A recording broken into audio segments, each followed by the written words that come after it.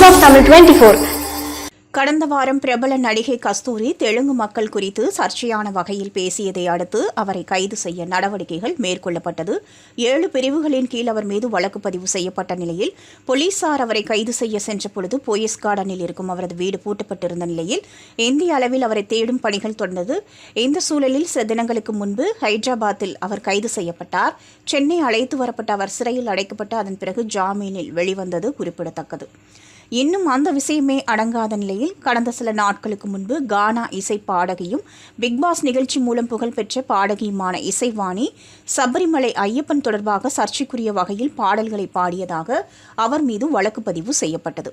இந்த விஷயத்தில் பிரபல இயக்குனர் ப. ரஞ்சித் மீதும் காவல் நிலையத்தில் புகார் அளிக்கப்பட்டது. பிரபல இயக்குனர் ரஞ்சித் தலைமையில் சில ஆண்டுகளுக்கு முன்பு கேஷ்லெஸ் கலெக்ஷன்ஸ் என்ற இசைக்குழு ஆரம்பிக்கப்பட்டது.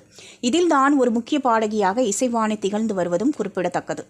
கடந்த சில ஆண்டுகளாகவே ஐயப்பன் கோவிலுக்கு பெண்களும் அனுமதிக்கப்பட வேண்டும் என்று பல கோரிக்கைகள் தொடர்ந்து முன்வைக்கப்பட்டு வருகிறது. இந்த சூழலில்தான் ஐ எம் சாரி ஐயப்பா, நான் உள்ள வந்தால் என்ன தப்பா என்று தொடங்கும் பாடல் பெரிய அளவில் வைரலாக தொடங்கியது. ஆனால் இந்த பாடல் 5 ஆண்டுகளுக்கு முன்னால் ரஞ்சித்தின் கேஷ்லெஸ் கலெக்ஷன்ஸ் இசை கச்சேரியில் இசைவாணி பாடியது என்பது குறிப்பிடத்தக்கது. இருப்பினும் அவர் பாடலை பாடிய பொழுது கழுத்தில் சிலுவை அணிந்திருந்த காரணத்தினால் அது மத பிரச்சனையாக தற்பொழுது மாறியுள்ளது. அவர் எப்படி இந்த பாடலை சிலுவை அணிந்து பாடலாம் என்று கூறி அவர் மீது வழக்குகள் பதிவு செய்யப்பட்டு வருகிறது. தொடர்ச்சியாக பாடகி இசைவாணிக்கு மிரட்டல்களும் அலைபேசி மூலம் வருவதாக அவரே ஒரு பதிவையும் வெளியிட்டிருந்தார். இந்த சூழலில் பிரபல இயக்குனர் மோகன்ஜி இந்த விஷயத்தில் தனது கருத்தை கூறியிருக்கிறார்.